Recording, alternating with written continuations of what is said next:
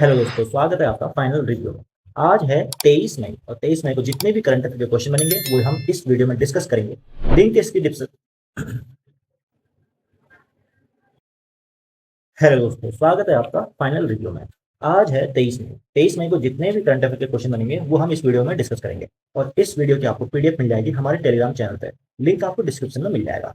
तो चलिए, बहुत ही अच्छे कोर्स से हम शुरुआत करते हैं इस वीडियो की, जो कि है आपका दृष्टिकोण आपकी योग्यता नहीं बल्कि आपकी ऊंचाई यहाँ पे तय करता है। इसलिए दृष्टिकोण हमेशा ऊंचा रखिए और अपनी ऊंचाई यहाँ पे तय करिए जीवन में।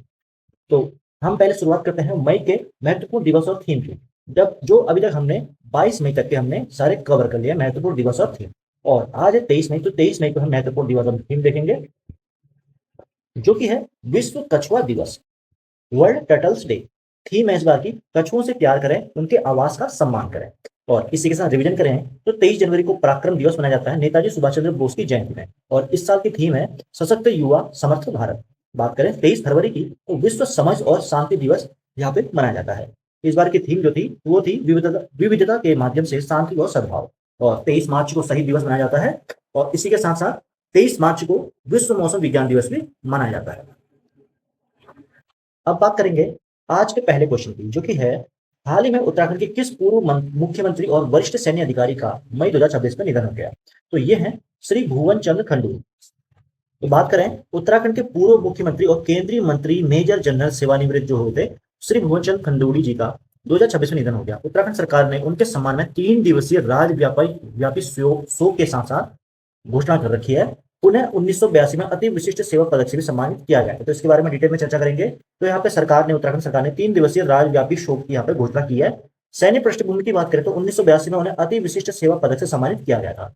राजनीतिक जीवन की बात करें तो उत्तराखंड के पूर्व मुख्यमंत्री के रूप में उन्होंने सेवा की है। और केंद्रीय नेतृत्व की बात करें तो केंद्र सरकार में सड़क परिवहन मंत्री रह चुके हैं। राष्ट्रीय राजमार्ग विकास और स्वर्णिम चतुर्भुज परियोजना में महत्वपूर्ण भूमिका उन्होंने निभाई थी। बात करेंगे इसी के साथ अगले क्वेश्चन की। उच्चतम न्यायालय ने मई 2026 में उत्तराखंड की किस प्रमुख पारिस्थितिकी संवेदनशील नदी घाटी में जल विद्युत परियोजना की संचयी पर्यावरण प्रभाव पर चिंता व्यक्त की है। तो ये की है भागीरथी इको सेंसिटिव जोन यानी कि गंगा बेसिन पर। बात करें इसकी तो यह चर्चा में रहा है क्योंकि सुप्रीम कोर्ट द्वारा मई 2026 में गंगा बेसिन क्षेत्र में जल विद्युत परियोजनाओं के संचयी कुप्रभाव पर गहरी चिंता यहाँ पे व्यक्त की है।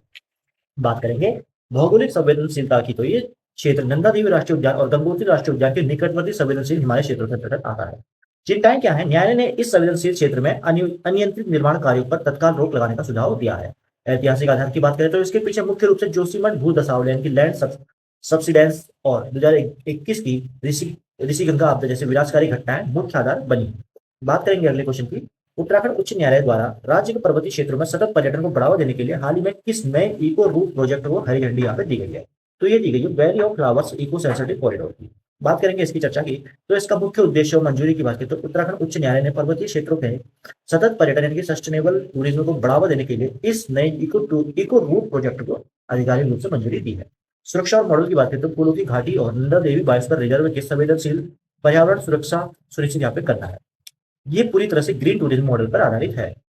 इसी के साथ स्थानीय रोजगार सृजन भी यहाँ पर होंगे। इसके तहत स्थानीय युवाओं को प्रकृति गाइड यानी कि नेचर गाइड्स के रूप में प्रशिक्षित कर नए स्थायी रोजगार के बेहतरीन अवसर यहाँ पे दिए जाएंगे। अगला क्वेश्चन है राज्य में महिलाओं और बच्चों में एनीमिया यानी कि रक्त की अल्पता को कम करने के लिए उत्तराखंड स्वास्थ्य विभाग द्वारा मई 2026 में कौन सी विशेष केंद्रीकृत योजना यहाँ पे शुरू की है। तो ये की है उत्तराखंड पोषण और स्वास्थ्य सशक्तिकरण अभियान।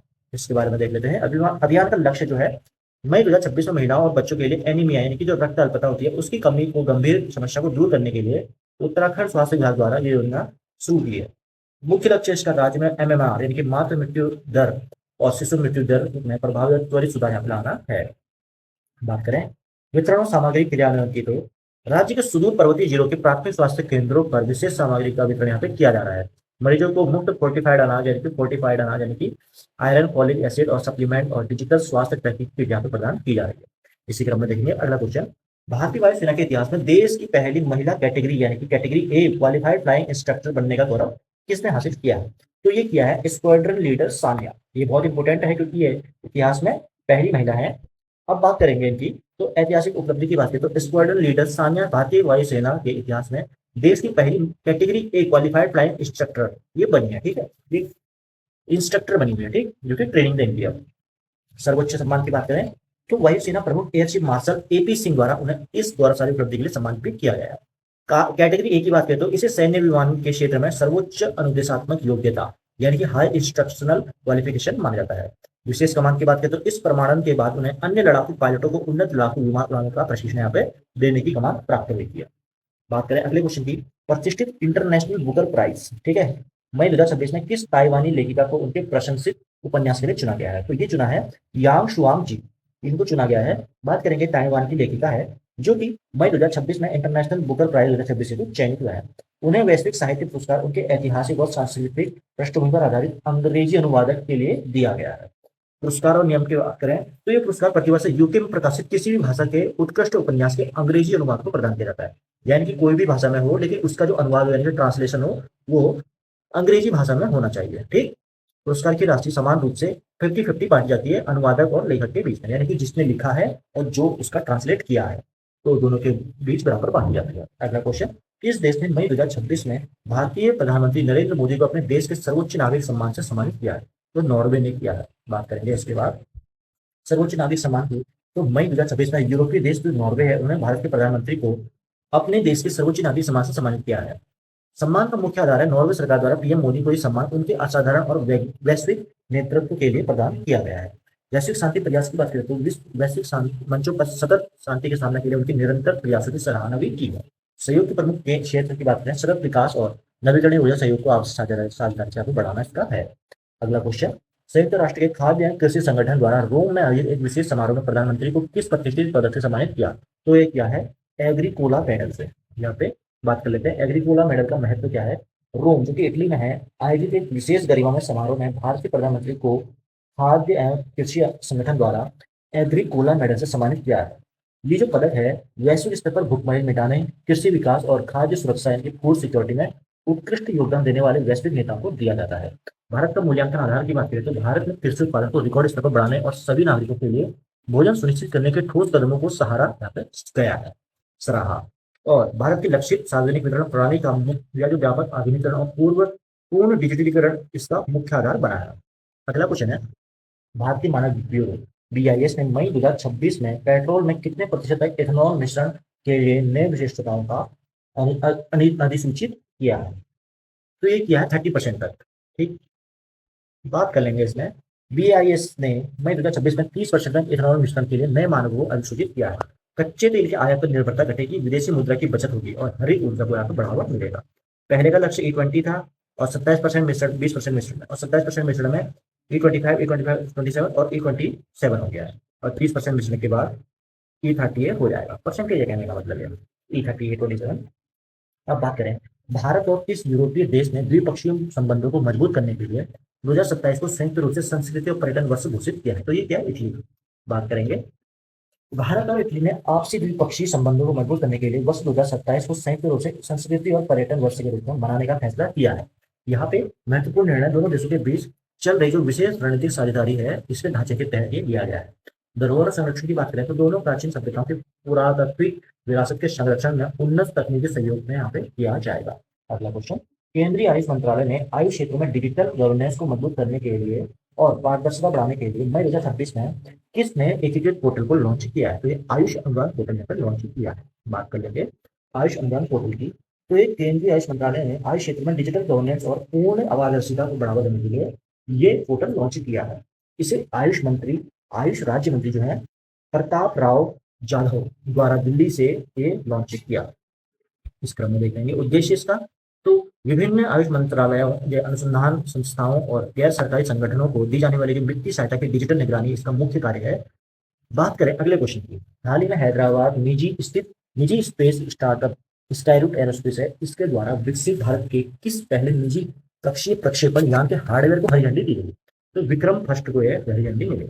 बात कर लेंगे हैदराबाद स्थित है स्काईरूट एरोस्पेस, इसने विकसित किया है विक्रम फर्स्ट के हार्डवेयर, लॉन्च 2026 जून में निर्धारित है।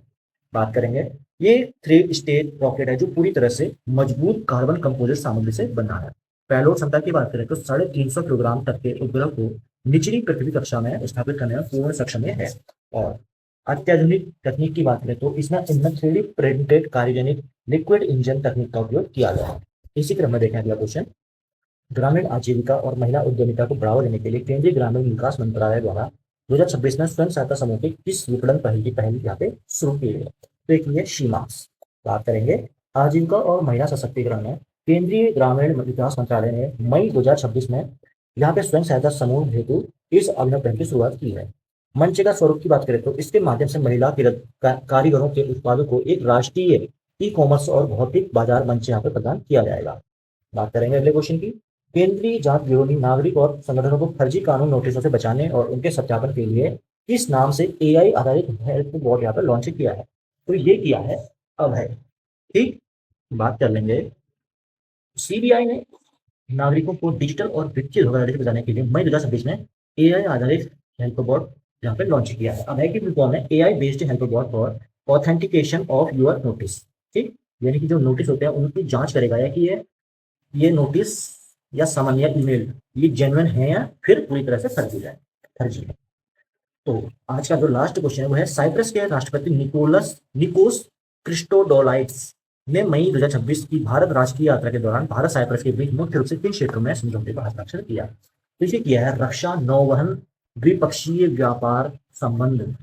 बात कर लेंगे यहाँ पे दोनों देशों के बीच मुख्य रूप से रक्षा यानी कि डिफेंस, नौवहन यानी मैरीटाइम और शिपिंग और द्विपक्षीय व्यापार संबंधों में सामरिक रणनीतिक समझौते यहाँ पे हुए हैं। भूमध्य सागरीय क्षेत्र में साइप्रस की भौगोलिक स्थिति सामरिक रूप से अत्यंत महत्वपूर्ण है। हिंद महासागर से परे यूरोपीय समुद्री सुरक्षा और वैश्विक व्यापार पहुंच के लिए भारत की जो विदेश नीति है इससे बहुत महत्वपूर्ण यहाँ पे माना जा रहा है।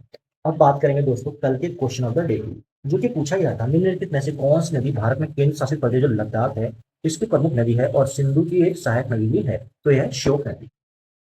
श्योक नदी लद्दाख की एक ऐसी नदी है जिसे मृत्यु की नदी भी कहा जाता है। ये सिंधु की महत्वपूर्ण सहायक नदी भी है। और आज का क्वेश्चन है 1919 में आयोजित अखिल भारतीय खिलाफत सम्मेलन का अध्यक्ष किसे चुना गया था? तो ये ऑप्शन 4 है, यहाँ पे आपका ऑप्शन है। आप इसका आंसर कमेंट बॉक्स में कर सकते हैं। और अब मिलेंगे आप अगली क्लास में अगले करंट अफेयर के साथ। तब तक के लिए थैंक यू, जय हिंद।